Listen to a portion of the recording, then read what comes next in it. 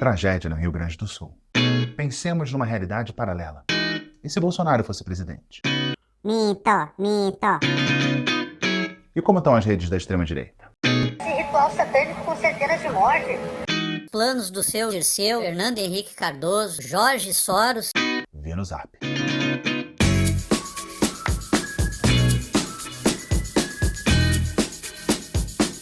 Ai. Às vezes é difícil, cansa ser Nelson. Mas, Coluna Garrone de volta, tudo bem, gente? Vamos lá. Vou continuar falando do Sul. É um tema exaustivo para quem acompanha. A gente fica imaginando para quem vive. Os números, acho que dão uma ideia, né? Não só o número de mortos, mas também o número de cidades atingidas do estado. São mais de 90%. Mas os números são frios. Qualquer movimento para tentar diminuir a gravidade disso e jogar a responsabilidade diante do acaso, da força da natureza, a gente tem que olhar com certo ceticismo, né? E onde não tem ceticismo, ali tem crença cega. Não vi no Zap. Hoje tem conspiração cabeluda envolvendo o Rio Grande do Sul, tem a fixação no banheiro unissex. O que mais tem? Será que os bolsonaristas... Eu falei. Será que os bolsonaristas estão se reconciliando com os militares? Será? As pessoas perguntam, Garrone, sua saúde mental, você não fica... Ô Garrone, sua saúde mental, tão em dia, claudicante em dia, mas eu entro nesse universo do bolsonarismo como eu vejo um filme de ficção, sabe? Vejo como se eu tivesse um universo de mutantes, duendes, elfos, sacis e gados sem cabeça. É tão desconectado da realidade que até me ajuda a dar uma desanuviada na cabeça. É louco? Prazer, Nelson, prazer, Garrone. Sou um pouquinho louquinho mesmo. Se inscreve no canal, me segue nas redes sociais. Seja bem-vindo, seja bem-vinda. Essa é a Coluna do Garrone. Tá caminhando, né? Como as autoridades estão lidando com a situação no Rio Grande do Sul. É um tema que interessa não só ao Brasil, mas também foi motivo de participação minha na CNN Portugal. O que eu falei lá gerou uma reflexão, então eu vou compartilhar com vocês um trecho e depois a gente volta a conversar. Oi, João. Bem, o presidente Lula da Silva desembarcou pela terceira vez no estado do Rio Grande do Sul, acompanhado de, eu contei aqui, 10 ministros, talvez sejam até mais. Então, é uma grande equipa do presidente Lula que desembarca lá. Desembarca para anunciar no Rio Grande do Sul. Ele preferiu não anunciar em Brasília. Importante essa cena para o presidente Lula da Silva, porque ele trava uma guerra ali nas mídias sociais e tenta uma batalha de imagem ali para se mostrar eficiente no combate a todos os males provocados pela enchente. E houve o anúncio de medidas, como o auxílio de equivalente a 900 euros por família afetada. Ele prometeu que todo mundo vai ter a sua casinha, palavra deles, ou seja, um empenho do governo federal para a compra de casas e tudo mais. Vou pedir licença para falar da política nacional. O presidente Lula da Silva anunciou um cargo de ministro extraordinário para a reconstrução do Rio Grande do Sul. Houve muitas sugestões, e até de que fosse alguém fora do Rio Grande do Sul, mas Lula da Silva, João, optou por alguém de seu partido, do Partido dos Trabalhadores. Acontece que na última eleição, o Partido dos Trabalhadores ficou em terceiro lugar. E Lula da Silva agora indica um dos seus, alguém muito próximo, para trabalhar ali direto no Rio Grande do Sul. Alguém que tem aspirações políticas no estado. O governador do Rio Grande do Sul é alguém que faz oposição a Lula da Silva. Então, haverá no comando do Rio Grande do Sul alguém de um lado de um espectro político e do outro lado alguém que vai coordenar a reconstrução do Rio Grande do Sul neste ministério, alguém do PT. Eles prometem harmonia, mas é esperar para ver, João. Nelson Garrone, agradeço a atualização sobre a tragédia em Rio Grande do Sul. Então vocês viram ali, eu falei rapidamente do anúncio de algumas medidas, resumidamente, falei da indicação do ministro Pimenta. Eu nem falo o nome ministro Pimenta porque é muito detalhe, né? Falo ministro ligado a Lula. Falei das casas, auxílios e tudo mais. Tem uma treta ali, né? Tem uma treta com a indicação do ministro Pimenta por ele ser gaúcho e ser do PT. A crítica que eu vi de toda a acusação de todos os lados estão fazendo política. Seja para o ministro Pimenta, seja para o Lula, seja para o Eduardo Leite. Breaking news. Políticos fazem políticas. Então, é um tipo de crítica que, na minha cabeça, não faz o mínimo sentido. Críticas ao Leite. Quando ele tratava do ministro Pimenta, que é esse ministro extraordinário para o Rio Grande do Sul, ele chamou ele de preposto do Lula. Depois tratou ele como um embaixador do Rio Grande do Sul, que deveria negociar para que a dívida do Rio Grande do Sul fosse completamente suspensa. E ele é criticado por não dar devidamente o destaque que o governo federal mereceria. As críticas ao ministro Pimenta, o novo ministro extraordinário, é de que ele está fazendo política, e tem ambições políticas, né? Um político que está fazendo política e tem ambições políticas, nada, né? Imagina, ele lá na frente concorre e fala assim, nossa, ele fez um ótimo trabalho, vou votar nele. Qual é o problema? Crítica ao Lula, teve crítica de que ele demorou a reagir. Eu não vi nenhuma crítica fundamentada em relação aos dinheiros que estão pingando lá. Eu não vi crítica sobre é pouco, é muito, foi alocada no lugar errado, o critério de alocação desse dinheiro, eu não vi. Eu só vi gente com essa coisa meio de ejaculação precoce, de falar, é muito dinheiro, vão acabar desviando e tal, né? Então, assim, um futuro, foi o máximo que eu vi de crítica a essa preocupação. Em relação às Forças Armadas, por exemplo, eu não vi ninguém abrindo o mapa do Rio Grande do Sul e apontando assim, nesse distrito aqui de Antagorda é uma cidade do Rio Grande do Sul, as Forças Armadas não atuaram. Mandou X aviões desse tipo, não deveria ter mandado esses aviões, deveria ter mandado Y aviões daquele tipo. Mandou tantos mil homens, deveria ter mandado mais, menos, foi pouco, eu não consegui ver. O Ministério da Saúde montou ali uma Força Nacional do SUS, também não consegui ver uma crítica específica. Eu vi 3 tipos de crítica. Uma eu já falei, que é esse aproveitamento político. Tem a crítica, que é muito válida, eu falei muito disso no último vídeo, que é em relação à prevenção. E tem esse drama do brasileiro, da cultura brasileira, de não planejar porcaria nenhuma. E aí nós incluímos os governantes e incluímos nós mesmos. Vou contar aqui umas histórias do tempo que eu trabalhava na Globo News. A Globo News é conhecida por suas coberturas ao vivo. E algumas coberturas são absolutamente imprevisíveis, como a cobertura de um atentado, a cobertura da morte de alguém, tal. E há algumas coberturas que são previsíveis. Se for pensar numa Olimpíada, se você for pensar num enterro de alguém, né? A morte você não sabe, mas o enterro, se for alguém grande, você pode planejar, a chegada de alguém, enfim. Planejava, e na hora era o que tinha, era no improviso e tudo mais. E isso você vê na Globo News, que é alguma coisa com qualidade, consegue ter qualidade, só que a qualidade talvez seja a capacidade de improvisar com a situação que tem ali. Você não consegue planejar o local, a entrada ao vivo e que o sinal vai estar perfeito. Na hora, o local não está disponível, começou a chover e o sinal não funciona, e aí, o que você faz? Tudo que você planejou não faz sentido. Temos um problema cultural e temos uma incapacidade como eleitores de punir aqueles políticos que não planejaram. Como eu falei no último vídeo, o político tecnocrata, ele não é sexy. Parece que a gente gosta do político herói, que põe a mão na massa ou aparenta botar a mão na massa. Da tragédia para frente, as críticas têm sido muito amenas. Aí, as críticas pesadas são baseadas em fake news. A avaliação da ação das Forças Armadas não houve ação. A gente viu isso no último vídeo. O Lula é ruim, é muito ruim. Ele não foi no Rio Grande do Sul. Mas você falou que você criticou porque ele não foi. Quando ele foi, você falou que foi pouco. E quando ele voltou, falou que está voltando, é um problema. Ele preparou uma cena ali no Rio Grande do Sul para anunciar as medidas. Várias outras conspirações cabeludas que vão estar no vídeo de hoje e estavam no vídeo passado. Mas, basicamente, a conclusão no universo das fake news é que haveria ali um conluio entre o governo, Forças Armadas e imprensa para esconder corpos e tentar minimizar a tragédia e, mais do que isso, sabotar o trabalho de resgate das vítimas, abrigo das vítimas e reconstrução do Estado. Eu estou dizendo que o trabalho dos governos em todos os níveis foi maravilhoso? Eu não estou dizendo isso. Mas o que eu estou apontando é que, para avaliar o trabalho deles, ao contrário de um momento anterior, é preciso ir além da superfície. Em outras palavras, está mais difícil ser jornalista, é um desafio maior. Pensa no que eu falei na CNN, que tem uma tensão política ali. Leite, Pimenta, Lula. Uma disputa PT, PSDB, um desconforto do Leite com uma suposta sobreposição de tarefas. Seria uma intervenção disfarçada? E o Lula indica o ministro do PT num estado que é governado por um governador da oposição. Tem ali uma certa sofisticação. Esse tipo de crítica, de treta e de descrição está no âmbito da política do terrabolismo. No jornalismo, a gente sempre busca por essas tretinhas para tentar contar a história ali com base no contraditório. Mas o buraco, neste momento em que vivemos, está mais em cima. A gente costuma falar que o buraco está mais embaixo, mas o buraco está mais em cima.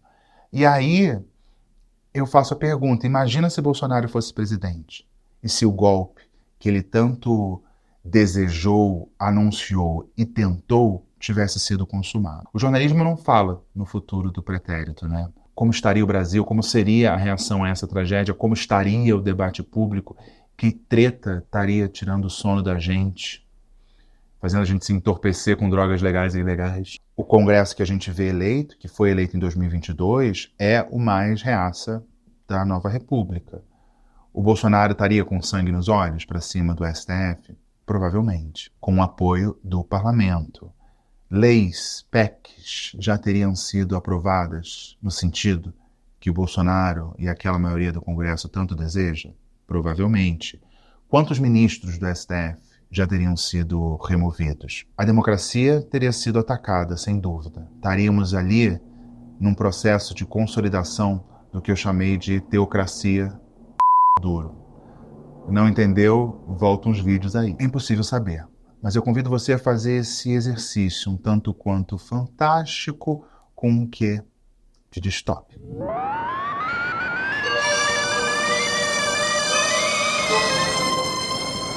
Nesse mundo, com um ano e meio de governo Bolsonaro, alguns códigos já teriam mudado de vestimenta. Tipo no Irã, sabe? Que não pode mostrar muita coisa. O rosa eu não poderia usar porque estaria violando a nova lei Ana Paula Valadão, que proíbe, que contraria a cis-heteronormatividade. Seria considerado algum tipo de promoção da ideologia de gênero. Alguma coisa parecida com o que já tem na Rússia. Chegou no STF que depois de umas mexidas tem uma maioria bolsonarista e o relator do processo, o ministro Silas Malafaia, não viu inconstitucionalidade na lei Ana Paula Valadão, o plenário seguiu o relator. Talvez já tivesse passado uma lei em que as plataformas digitais seriam obrigadas a desmonetizar. O motivo ameaça a segurança nacional, porque quem não é patriota é comunista, e aí os criadores de conteúdo botariam assim uma bandeira do Brasil. Tipo no Irã, citando de novo, em que todo lugar tem que ter uma imagem ali do Ayatollah Khomeini e do Ayatollah Khamenei. É obrigado.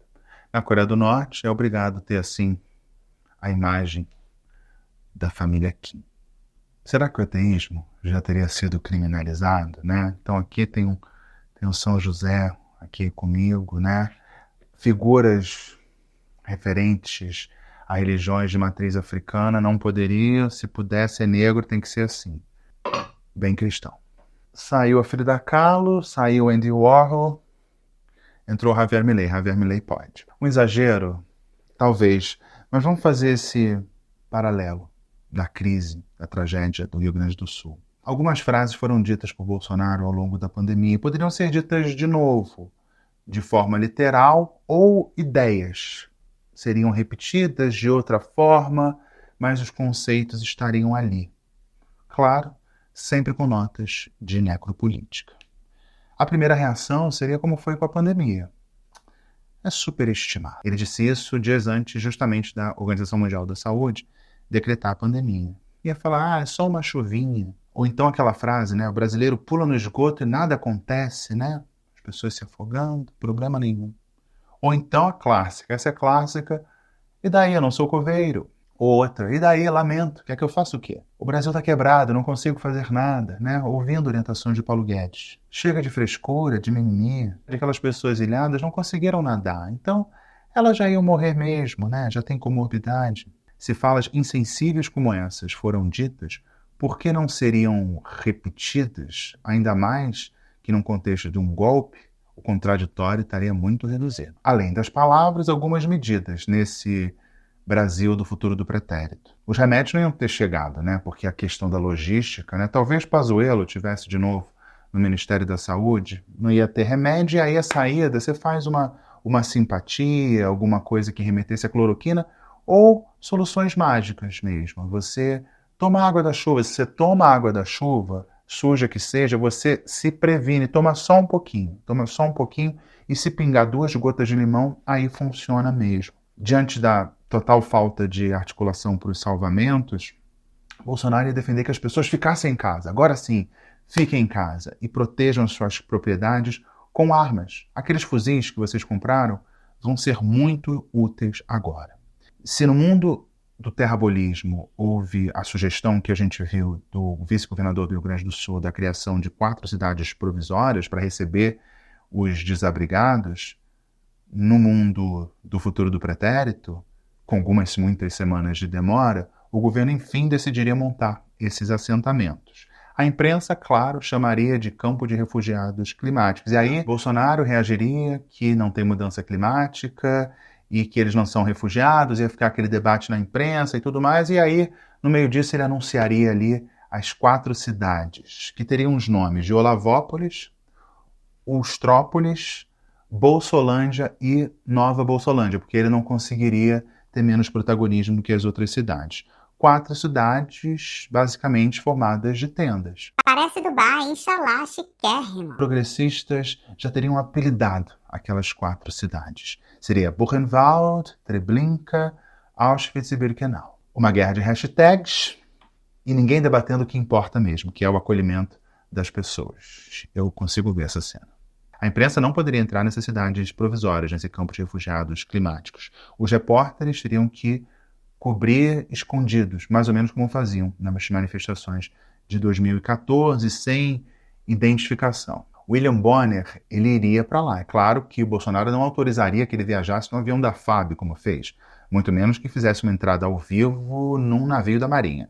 Ele provavelmente teria que fazer sua entrada ao vivo do lado uruguaio da fronteira com o Brasil ao fundo, porque se pisasse em solo brasileiro seria hostilizado e, claro, as Forças Armadas não poderiam garantir a segurança dele. E o bolsonarismo, que hoje critica o Lula por supostamente fazer política em cima do trabalho de reconstrução do Rio Grande do Sul, faria a sua cena. E aí eu penso naquela vez, se lembra? 2003. O então presidente americano George W. Bush, ao fundo, a faixa Mission Accomplished. Ele lá num púlpito comemorando a missão cumprida no Iraque.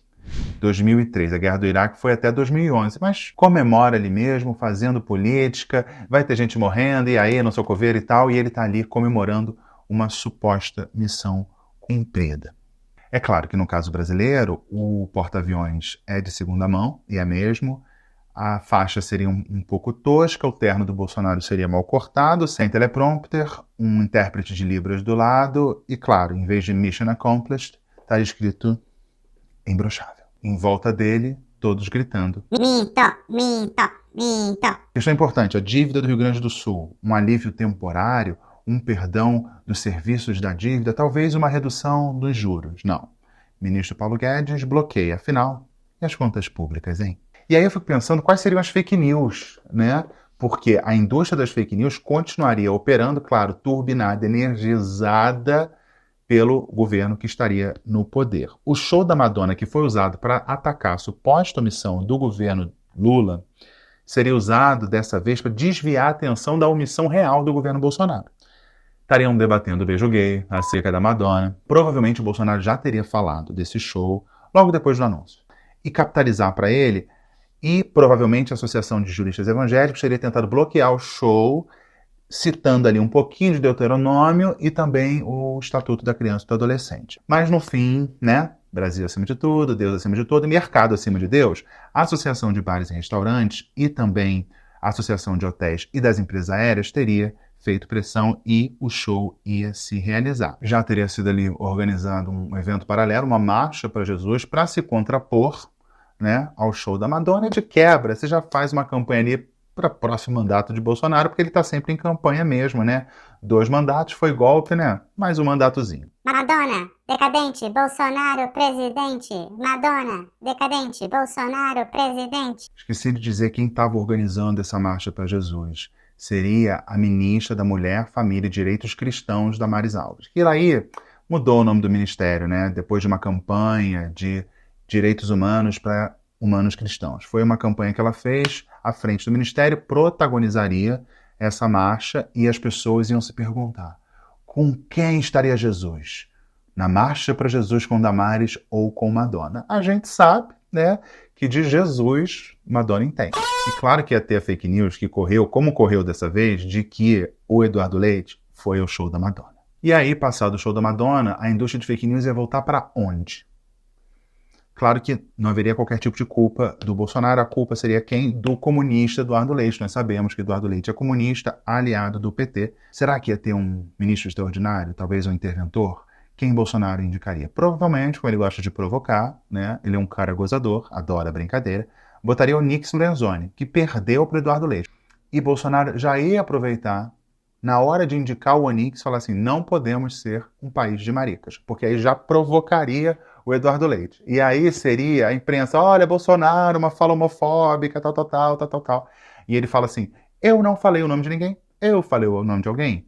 Uma estratégia que ele já usou. E aí iam criar a guerra do Pix. O Eduardo Leite criou o Pix dele. O Bolsonaro ia criar o Pix dele? Não, porque dá muito trabalho criar um Pix. Mas ele ia adotar o Pix criado pela ministra da Família, Mulher e Direitos Cristãos, Damares Alves.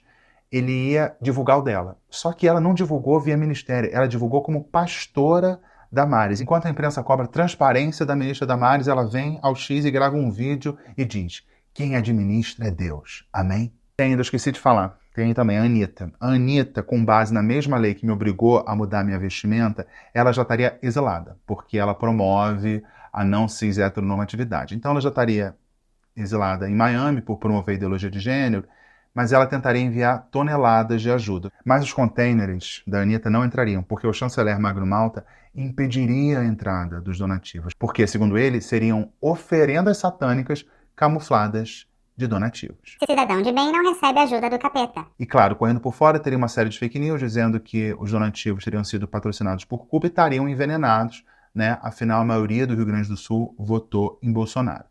O PSOL já estaria com a bancada super reduzida, devido, assim, uma guilhotinada geral nas bancadas de esquerda, mas recorreu ao STF, mas aí a ministra Janaína Pascoal teria indeferido o pedido do PSOL e o ministro da Indústria e Comércio, o Luciano Hang, concordou, né? Afinal, né, doações prejudicariam o comércio local. E as Forças Armadas, claro, seriam usadas para promover esse trabalho de incineração dos donativos satânicos da Anitta. Esse é o Brasil do futuro do pretérito. Tivéssemos sofrido um golpe.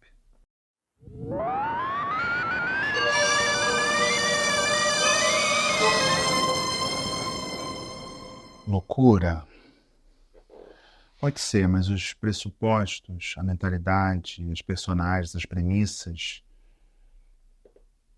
parecem não ser tão absurdas assim. Talvez uma hipérbole. Tinha pensado em botar um terninho mal cortado, assim, para ficar mais caracterizado, mas eu não tenho terno mal cortado. Nessa distopia toda, eu esqueci uma personagem, que aí vocês podem me ajudar aqui nos comentários. Onde é que estaria o Lula? Mais importante do que fazer esse exercício é a gente pensar: chuva seria igual, nesse tempo não teria havido medidas preventivas de qualquer jeito, mas a versão mostrada nos grupos bolsonaristas com certeza seria muito diferente do que a gente está vendo agora. As Forças Armadas teriam embarcado no golpe, então eles estariam super felizes com as Forças Armadas. Haveria provavelmente vídeos de militares heróicos. E o Bolsonaro provavelmente andando de jet ski ali. E o plano para reerguer o Rio Grande do Sul? Civil salva civil. Provavelmente. Não teria plano. Cansei dessas histórias do futuro do pretérito, se o golpe tivesse rolado, esse multiverso bolsonarista. Agora eu vou para o multiverso bolsonarista, não do futuro do pretérito, mas do presente, o que os bolsonaristas estão consumindo. Enquanto tem toda essa tragédia, a tragédia é um dos principais assuntos, mas tem outros também. Então convido você para essa visita guiada. Guiada por quem? Por mim. Pelo Nelson, aquele cuja saúde mental não é afetada pelo multiverso bolsonarista, não.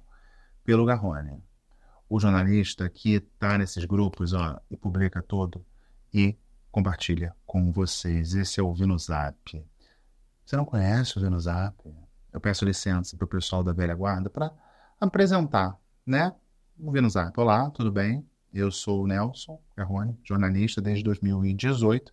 Eu mergulho no universo da extrema-direita no WhatsApp. Se Jesus transformou a água em vinho, e sendo jornalista eu tenho que ser preciso, né? Se Jesus, segundo a tradição cristã, transformou a água em vinho, eu, toda semana, transformo o néctar do chorume, do orvalho, da quintessência, do olor, do bolor, da redução do bolsonarismo em infotainment. Infotainment é um conceito que mistura informação com entretenimento. É difícil entender tudo isso, e aí eu reduzi ali para uma coisa bastante simples, né? Porque tá todo mundo nessa sociedade de multitelas, né? Você tá prestando atenção? Provavelmente não, a pessoa tá lavando uma louça ou tá fazendo um carinho em sua parte íntima. Então, eu tenho que simplificar as coisas. Eu resumi, de uma forma muito simplesinha, numa expressãozinha. Vi no Zap. E eu convido você para mergulhar comigo. E pega o fio de Ariadne. Não vou explicar essa semana, não vou explicar toda semana que é fio de Ariadne, não. Tá? Pega o fio, vem comigo. Vamos embarcar nesse universo do bolsonarismo nas redes sociais? Pega minha mão e bora rodar a vinheta.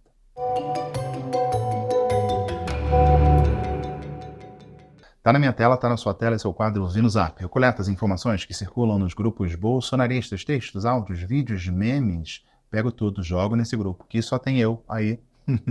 E compartilho tudo isso com você. O nome disso é Você Sabe Amor. Vamos lá. Eu não vi isso na cobertura, não, de as pessoas falando mal dos gaúchos, mas de qualquer forma tem um vídeo aqui de um nordestino defendendo os gaúchos. Um nordestino bolsonarista defendendo os gaúchos. Então, falo aqui do Maranhão e lembrei aqui dos nossos irmãos gaúchos. E também de alguns comentários que têm chegado para mim quando alguém diz que o gaúcho é preconceituoso, que o gaúcho não gosta do nortista, do nordestino. Senhores, eu nunca fui discriminado, pelo contrário, tenho vários amigos. Se algum dia aconteceu isso, deles nos discriminar, deles quererem se sobrepor ao nordestino, eu, particularmente, não me sinto ofendido. Primeiro, não sou dependente da Bolsa Família. Os meus próximos, ninguém é dependente da Bolsa Família, ninguém é simpatizante dessa situação aí de estar roubando o celular para tomar um chopinho, ninguém é simpatizante dessa questão de ideologias, na sua maioria ninguém votou para ladrão, então eu não me sinto ofendido. E os senhores aí no Rio Grande do Sul, não se preocupem, isso vai passar e não vai demorar muito, pois nós estamos com vocês, o nosso Criador está com vocês, força. Então chegaram comentários para ele dizendo que gaúcho tem preconceito com o Norte e Nordeste. Essa é uma hipótese. Como é que ele refuta? Nunca foi discriminado. Logo, não há preconceito, né? E ele continua, ele tem amigos gaúchos. E qual é aquela história, né? Não tem preconceito contra gay, meu cabeleireiro é gay, né? É claro que isso aí é uma falácia, mas vai além. Ao dizer que não existe preconceito, ele acaba quase que provando o contrário, porque ele diz, eu não sofro preconceito, porque eu não sou aquela pessoa que recebe Bolsa Família, ninguém próximo de mim recebe Bolsa Família, ele não é a favor de roubar celular para um shopping, que é uma fake news atribuída ao Lula, ele não tem essas coisas de ideologias, que o bolsonarista não tem ideologia dos outros, né? E ninguém que ele conhece vota em ladrão. Logo, não tem preconceito. Mas se você tiver esses critérios, se você recebesse Bolsa Família, se você for próximo de alguém que recebe, se você votou no Lula, ladrão, ladrão e Lula são sinônimos perfeitos, aí, né? Então, assim, não é que o gaúcho, segundo ele, tá? Eu não acho isso, porque, enfim, já falei para vocês que adoro o Rio Grande do Sul, já tive cidadania do Rio Grande do Sul. Segundo ele, o gaúcho, não é que o gaúcho não é intolerante com o nordestino, não. Esse nordestino específico, né? Eu amo nortistas e nordestinos, desde que sejam patriotas. Então, assim, não existe preconceito com o Norte e Nordeste, segundo ele, por parte dos gaúchos, desde que sigam esses critérios. Olha, adorei a camiseta dessa idosa gaúcha. Eu poderia estar roubando, eu poderia estar matando, mas o governo chegou primeiro. E aí aquela questão que eu denuncio. A literacia digital, olha aqui as letras, não estão exatamente assim na camisa dela, foram botadas depois, mas pouco importa, é uma senhora supostamente gaúcha usando uma suposta camiseta que critica o governo. Então já é ótimo, apoiei a senhora gaúcha. Outra coisa aqui, fugindo um pouco do Rio Grande do Sul, mas talvez nem tanto, não sei, que aqui tem essa brincadeira de xuxa aqui, e diz: paga mais esse imposto aqui, prometo que vai ser o último, e o Brasil vai crescer. E a caveira diz: sai maluco, todo dia isso. Todo dia isso. Partindo do princípio que o Fernando Haddad criou novos impostos. Os impostos que foram criados, ou vão ser criados, né, a partir da reforma tributária, eles passaram pelo Congresso conservador, pelas duas casas. Quem se apega a isso? Eu vou falar do Rio Grande do Sul ainda, mas tem uns aqui que são tão legaizinhos. Tem uma estratégia bolsonarista que é a do pânico moral. É uma estratégia incansável dos bolsonaristas e um ponto que eles martelam é o banheiro unissex. O pânico moral das pessoas trans, das mulheres trans especificamente, nos banheiros femininos. Atenção, olha a preocupação dos bolsonaristas. Atenção, o vídeo é sério, eu preciso da tua ajuda. No dia 29 de maio, nós mulheres, podemos perder o nosso direito à privacidade e segurança nos banheiros comuns. Lá na Suprema Corte tem um processo de um cara que se sente mulher e que queria usar o banheiro de um shopping com mulheres e que não foi liberado e ele processou. E agora tá lá na Suprema Corte para ser liberado isso. Além disso, são mais 700 casos parecidos com esse. Ah, mas o que fazer? Cria-se um terceiro banheiro. Mas não permitam que homens utilizem o banheiro das mulheres. Ah, mas é um homem que se sente mulher. Ok, o problema é dele. O que ele se sente é um problema dele. Usando o mesmo banheiro que a sua filha, que a sua mãe, que a sua irmã. São vários os casos de homens que se sentem mulheres, que agrediram meninas que não queriam usar o mesmo banheiro. Casos de homens que entraram dentro do banheiro unissex ali e ficaram fotografando, filmando meninas.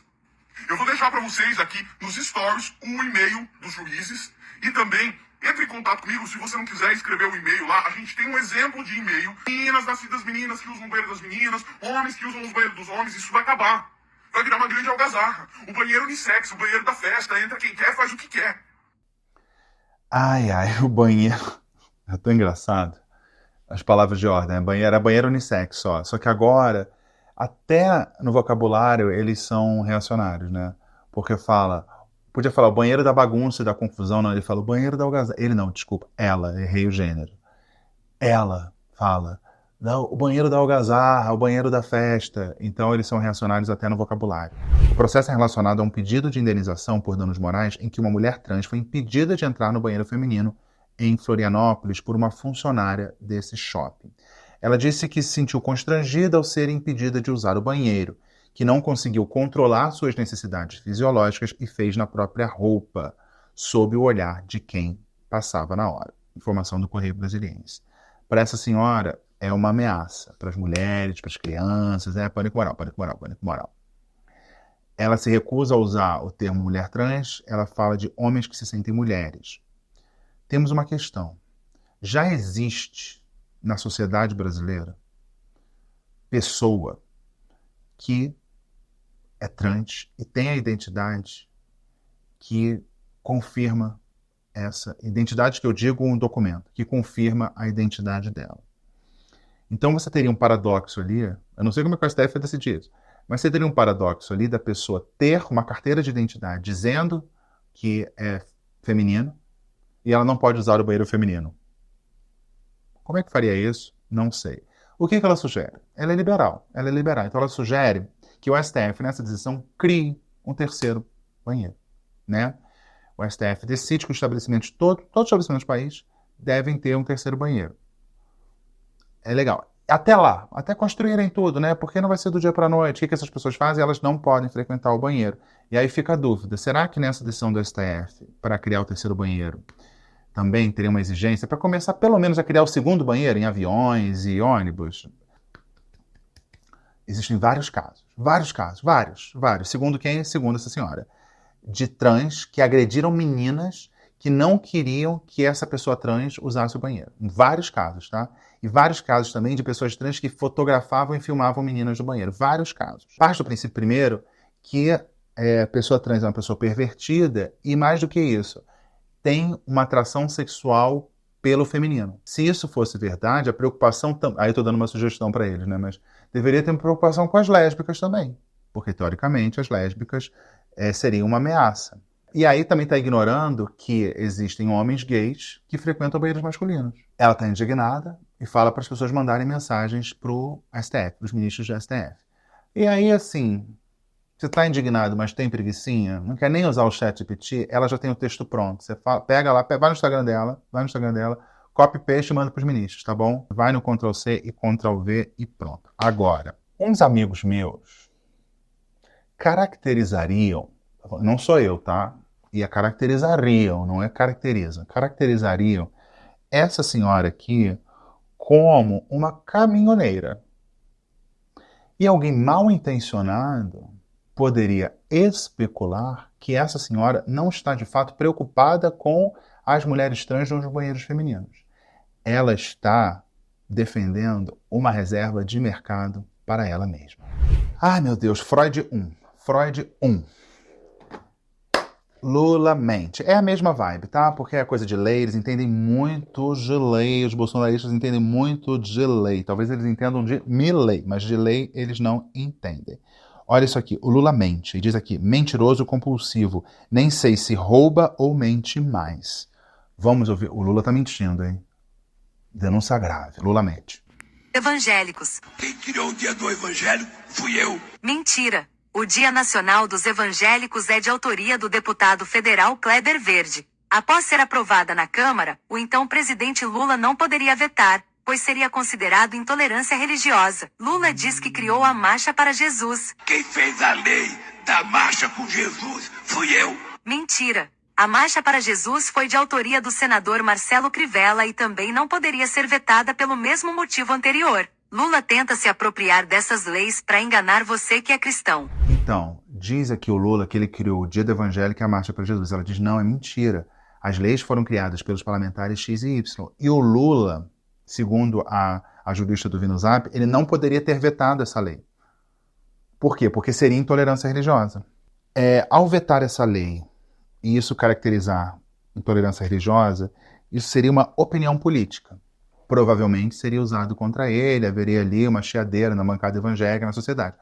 Mas ele poderia ter vetado. Mas a jurista do Vinozap decidiu que o presidente Lula estava proibido de sancionar aquela lei. Tá? Por quê? Porque ela quer. Falando em lei, vocês sabem que eles são muito legalistas, né? Adoro a gente que defende golpe de Estado e acha que entende lei. Mas vamos lá. Muito bem, é assim que se faz. Vamos difundir.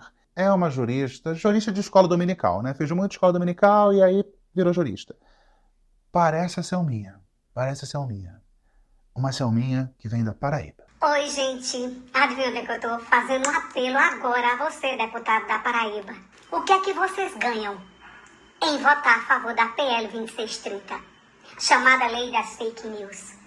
Vocês acham justo calar a nossa boca, favorecendo grupos de comunicação grande, tipo a Rede Globo? Então vamos lá. Não vou rodar não, porque vocês têm mais o que fazer da vida. Então, ela fala da preocupação com a PL das fake news. PL da censura, fora Globo Lixo. Então, ela pede que os deputados não votem. Não pode votar nessa PL.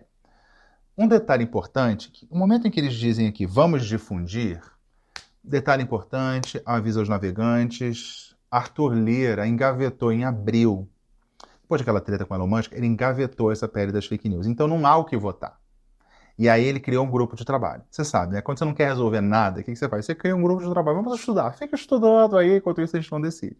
Então eles estão ali numa campanha para que os deputados da Paraíba não votem nesse texto, que não vai ser votado. Então a gente está lutando contra uma PL que não existe mais. Fora a PL da censura, que já foi engavetada. Gente, tem uma coisa, eu não sei vocês, mas eu não entendo muito de lei. Talvez um pouquinho mais que os bolsonaristas, mas eu não entendo muito de lei.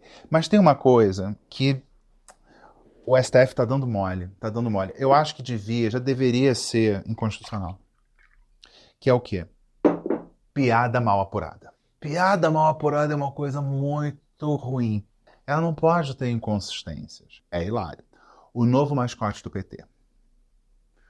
Atenção à inconsistência. Vocês sabiam que o camarão agora é o novo mascote do PT? Camarão? Que ele é vermelho, ele é cego, anda pra trás, tem a cabeça cheia de merda e vive nas costas do Brasil. Pra piada ser engraçada, segundo a tese do Garrone, que poderia ser apresentada ao STF numa ação direta de inconstitucionalidade, mas não tem essa prerrogativa. Seguinte, ele diz que o camarão é o novo mascote do PT e dá os motivos. E aí eu vou dizer porque essa piada não é engraçada, porque ela não faz sentido. Porque é vermelho. O camarão não é tecnicamente vermelho, há vários tipos de camarão, tem aquele laranjinha. Então ele forçou a barra no vermelho, é cego. O camarão não é cego, sim, eu apurei sobre a visão dos decápodes. Eles não são cegos. 3. Anda para trás. Camarão não anda, nada. 4. Tem cocô na cabeça. Não tem, porque nem cabeça tem. Ele tem, na real, um cefalotórax. Não, e o intestino dele fica no abdômen, não é na cabeça. E 5. Vive nas costas do Brasil. Essa aí faz algum sentido, porque ele vive nas costas do Brasil. Não exclusivamente. Não exclusivamente nas costas e não exclusivamente no Brasil. Porque ele pode estar em rios, lagos e pode estar nas costas de outros países. Existem camarões em vários mares e oceanos, não só no Atlântico, no Pacífico, até no Oceano Antártico. Então, essa piada aqui, ela não pode ser tecnicamente engraçada porque ela está errada. É uma fake piada. Rachei o bico. Fora PT. E sim, eu sou a pessoa que questiona premissa de piada. Gente, esse aqui entra como vídeo xodó. É um vídeo xodó por quê? Porque tem notas de conspiração cabeluda, ainda não é. Fake news, eles estão aqui no bastidor, tá? Eles estão aqui, já vão entrar, tá? Porque como eu falei em conspiração, eles já ficam... Na semana passada eu fiz um vídeo inteiro de como, basicamente inteiro, né? De como os bolsonaristas estavam atacando os militares, né? Eu avisei, o Garrone avisou, gente, eu sou um PhD em bolsonarismo. Eu podia ter estudado coisas mais importantes, com certeza, mas não. Resolvi me aprofundar nesse chorume e transformar isso em infotainment para vocês. O Garrone avisou. Essa briga com os militares não poderia durar muito tempo. Não dá para ser eterna, porque eles precisam desse apoio. E os militares têm notas de bolsonarismo, nós sabemos, né? O golpismo atravessa o bolsonarismo e faz parte também das Forças Armadas. Aconteceu algo que já aconteceu antes. A adaptação do discurso com um fenômeno que eu já cunhei de sommelier de Forças Armadas. Não entendeu? Peço que você ouça esse áudio, que é um áudio que foram cobrindo com imagens aleatórias, não fazem muito sentido, mas, né, sentido, por favor. Então, por que você vai acreditar no que está aqui? Porque é a voz em off. A voz em off que não se identifica. Claro que você acredita, obviamente. Então, eu vou rodar aqui. Tem aqui a desculpa, os ditadores não saem do poder, eles devem ser arrancados. Já é golpista, é uma coisa maravilhosa. E tem um texto que acompanha o vídeo, eu esqueci. Este vídeo é importantíssimo. Por favor, pessoal, escute o que este senhor do Exército, com letra maiúscula, ele nem diz quem é, mas aqui estão dizendo que ele é do Exército, está falando. É de suma importância as explicações dele. São de suma importância as explicações dele e nós devemos pôr a mão na consciência e darmos as mãos à palmatória por termos nos deixado levar pela raiva pelo que os generais traíras fizeram justamente para nos pôr contra todo o exército. Então aquela fúria que eu retratei no último vídeo, eles foram enganados pelos generais traíras. Eles não merecem ser chamados de melancia, inclusive o vídeo mostra o porquê disso. Que Deus os ajude, assim como todo nosso amado país. Reconciliação com as Forças Armadas aqui, ó, exclusivo. Você vai ver isso, como esse discurso vai aparecer daqui a pouco em público. Então, vou rodar aqui. O vídeo está um pouquinho longo, tá? Mas o vídeo tinha 7 minutos, eu cortei um pouco mais de 2, tá bom? Porque eu amo vocês, tá bom? E por isso eu mereço um like, mas eu tive que ouvir tudo. Vamos lá? Começa sempre, claro, uma conspiraçãozinha, ó, deliciosa. Eu tô vendo que a gente tá caindo como um patinho, tá? Nos planos do seu José Dirceu, do seu Fernando Henrique Cardoso, Jorge Soros, etc, tá?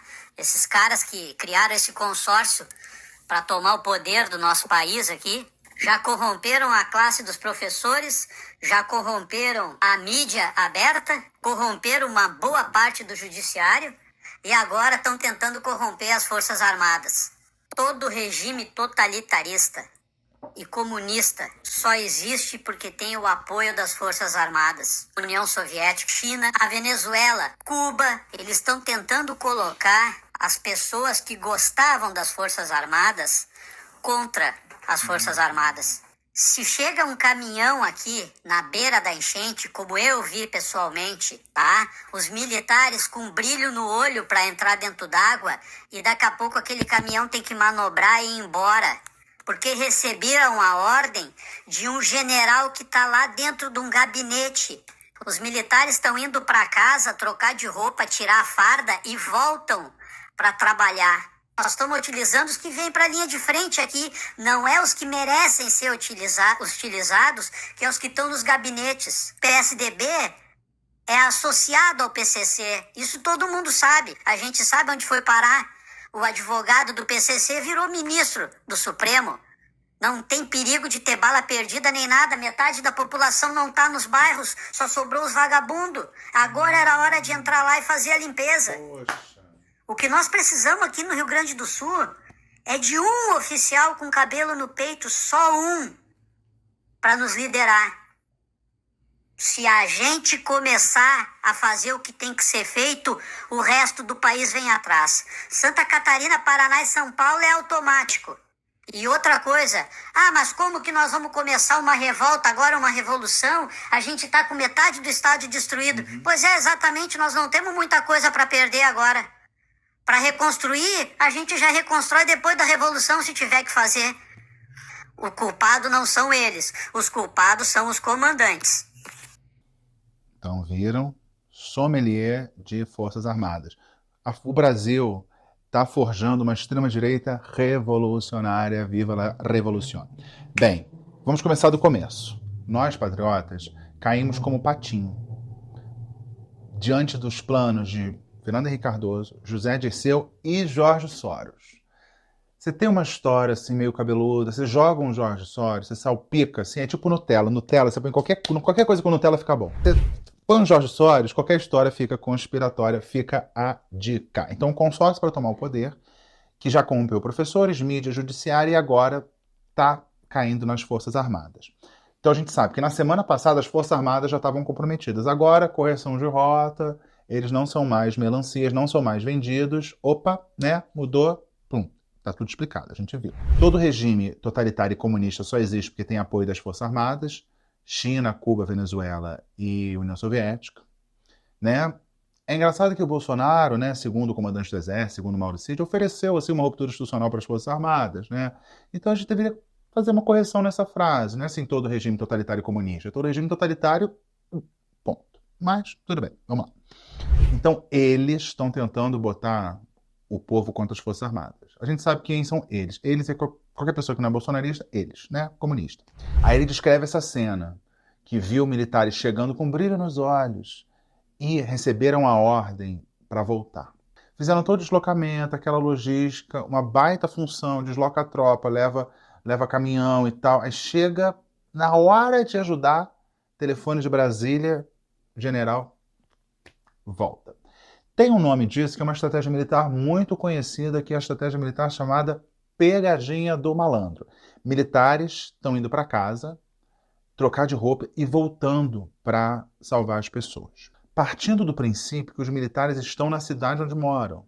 Né? Provavelmente eles não estão na cidade onde moram, os efetivos que foram enviados, pessoas de todo o país, pessoas do Rio Grande do Sul também, militares de todo o país do Rio Grande do Sul, então eles não estão em casa. Então eles foram lá, aí o general de Brasília falou assim, volta. Aí ele voltou para o quartel, trocou de roupa e saiu. Aí perguntaram, onde você vai? Não, tô indo ali, tomar um refrigerante. Não é para hostilizar todo mundo, só os generais. Por isso que eu chamo de sommelier de Forças Armadas. Todo mundo já sabia que o PSDB é associado ao PCC. Todo mundo sabia. E aí aquela história, o Alexandre de Moraes é o advogado do PCC, Alexandre de Moraes que foi secretário de Segurança no governo do PSDB em São Paulo, logo o PSDB e o PCC são a mesma coisa. É isso mesmo. É importante também compartilhar, a polícia não está agindo, ele faz uma cobrança para a polícia devia aproveitar que metade da população não está nos bairros.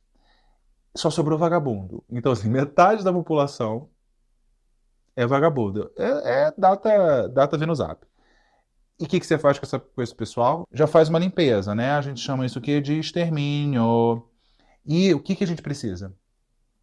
De um oficial com cabelo no peito para nos liderar. Acabamos de descobrir, né, que os bolsonaristas gostam de homens peludos. E quem não gosta, não é mesmo? Conversa com aquela história do Nicolas de homens com testosterona, e que eu chamo de um regime que os cientistas políticos ainda vão estudar muito, que é a teocracia do duro. A revolução vai começar pelo Rio Grande do Sul, e aí é dominó. Rio Grande do Sul, Santa Catarina, Paraná e São Paulo automático. Tá tudo destruído mesmo. Então, assim, ó, aí a gente começa uma revolução, tem pouco a perder, a gente já vai ter exterminado metade das pessoas, que são os vagabundos que ficaram para trás. Ufa, sabe aquela coisa do Feng Shui, ou então nos Estados Unidos fala muito de spring cleaning, sabe? Você pega as coisas velhas do armário, joga fora. Ah, que ótimo, ufa! Mas o problema são só os generais, tá? Só para ficar claro, os militares não, os militares têm brilho nos olhos. Forças Armadas, salvem o Brasil. Menos os generais. Sommelier de Forças Armadas. Agora sim vocês vão entrar. Agora sim, pode entrar. Essa fake news aqui, ela é só um exemplo de vários conteúdos desses. Aí eu vou trazer um só para não cansar vocês. Vocês têm muito o que fazer. Eu sei que vocês têm uma louça para lavar um banheiro. Eu também tenho. E ele, de certa forma, epitomiza, sintetiza esse pensamento. Eles, não sei se vocês perceberam, estão rebolando mais rápido, Renatinho? Não sei se eles estão rebolando mais rápido. Mas eles estão rebolando mais, porque é uma fake news bastante densa. Porque, como eu disse, ela só representa uma série de fake news nesses sentidos. E eu mereço muitos likes. Porque esse vídeo tinha 7 minutos. Cortei para um negócio de 1 minuto, porque o cara falava a mesma coisa. Vamos fazer uma análise semiótica deste vídeo. Ah, tem um pouquinho aqui de misoginia, tem uma janja aqui. Sempre tem uma janja, gente. Eles odeiam a janja. Parte de cima. Você tem uma imagem que é uma pessoa não identificada que segura um celular. Então essa imagem que a gente vê é uma imagem de um vídeo no celular. Então tem uma mão e um celular e tem a imagem. Essa é a parte de cima do vídeo. A parte de baixo do vídeo, do lado esquerdo, tem uma senhora que fica ali fazendo caras e bocas. Olha só, tipo fantasia, se lembra? E do lado direito inferior tem esse aqui, Caixões da Fema. E tem uma coisa que é escrito Crime Scene. Uma coisa meio em inglês, mas tudo bem. É em inglês, mas tá valendo pro Rio Grande do Sul. O que é FEMA? Mas quando eu vi Crime Scene, aí eu pensei FEMA, né? Eu pensei, não é FEMA, é FEMA. Que é aquela agência de gestão de emergência dos Estados Unidos. Então, tem uma história de uns caixões enviados dos Estados Unidos, tá? Então, em cima tem esse vídeo do agricultor simples, não tem a mediação dos meios de comunicação, porque o jornalista mente, ele lá fala a verdade. Ele quem? Não sabemos. Agricultor. Essa é a conspiração cabeluda de hoje. Só uma coisa, o que eu vou falar aqui. Veja isso Nós aí. sabemos que o nosso estado do Rio Grande do Sul, ele é rico em plantio de arroz, e maçã e diversas outras frutas. 5 horas da tarde não tinha água nenhuma.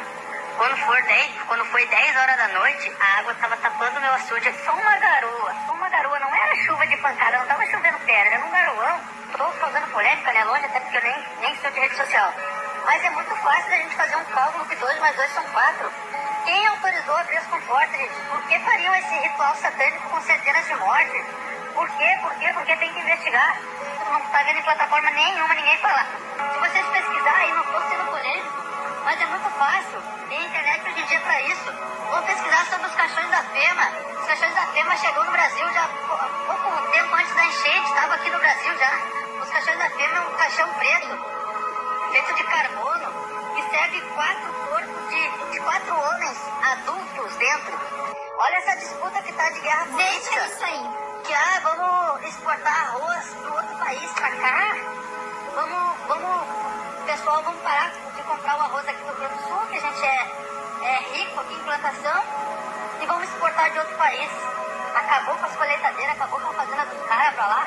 Existe um Deus, ele tá vendo tudo isso. Tá, existe um Deus, ele tá vendo tudo isso. É uma hipótese, não é consensual essa hipótese muito difundida. Então vamos lá, é verdade, o Gaúcho Anônimo diz que não houve chuva, houve uma garoa. Sabe aquelas zilhões de milímetros, nunca antes na história e tal. Não teve isso. Não teve isso porque o gaúcho ali, anônimo, disse que foi um garoão. Ele não é de internet, ele não quer nem polemizar, não quer. Mas 5 comportas foram abertas deliberadamente. E vocês sabem quais 5? 5 comportas. Por que 5, não 3, 4, 7? 5 comportas. Tem algumas conclusões que a gente pode tirar. As comportas foram abertas de forma proposital, como parte de um ritual satânico para destruir a lavoura do Rio Grande do Sul e quebrar o agro do estado. Quem será que mandou abrir as comportas? O Lula. Essas lavouras que foram destruídas, e ele reclama que foi uma coisa destruída, assim, comportas e tal, elas seriam capazes de fornecer arroz para abastecer o Brasil inteiro.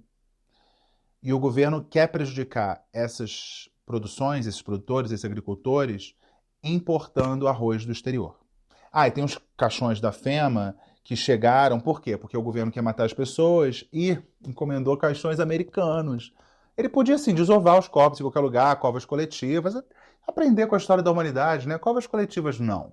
Eu quero promover um genocídio no Rio Grande do Sul, mas eu quero caixões dignos importados dos Estados Unidos. E quando ele fala 5 represas, caixões FEMA, são palavras-chave que, se você pesquisar isso, provavelmente você vai achar, especialmente em redes sociais, no Kawaii, no TikTok, você vai achar.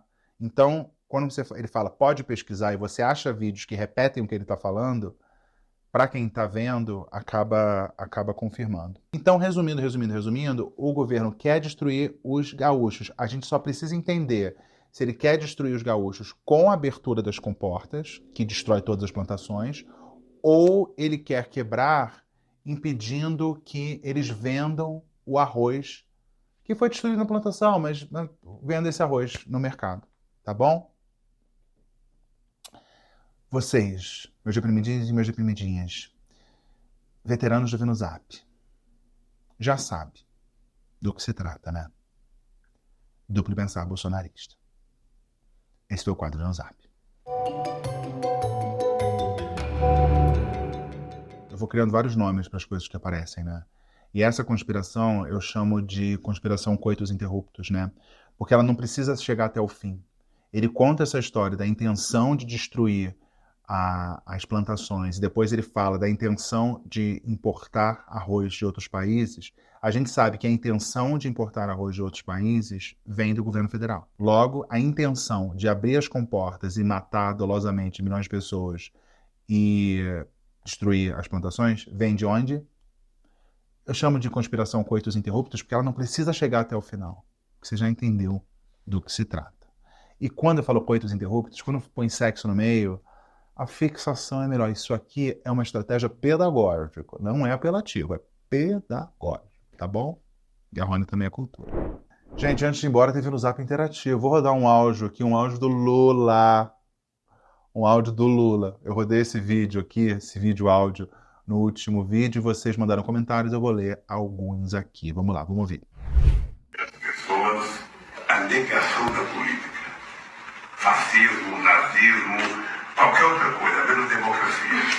Convencer as pessoas a mudarem, as pessoas destruírem tudo que o Estado faz. O que menos interessa é o país.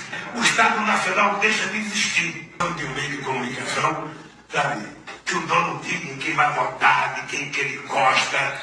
Então o que eu queria sugerir ao partido, qualquer outra coisa, menos democracia. Fascismo, nazismo, sabe? Que depois consolidou a fundação do PT e dizendo o seguinte, olha, aqui não tem a fé, a opção religiosa. Vocês sabem, eu não comento. Só a opinião de vocês. No áudio do Lula, os cortes são horríveis, mas dá para espalhar mais ódio a gosto do freguês. Áudio do Lula com mais cortes que as verbas para o meio ambiente do governo do Biruliro. Biruliro, eu não sei falar isso não. Áudio do Lula com soluço. Essa aí foi mais não posso comentar. Não entendi nada o áudio do Lula. Foi um amontoado de palavras sem sentido. Tá precisando ver mais Vinozap. Talvez você entenda. Tá bom? Quando agora ficou por aqui. Um beijo, tchau. Semana que vem vou viajar. Talvez tenha um vídeo de viagem, talvez, hein? Quando agora ficou por aqui. Um beijo, tchau. Até a próxima.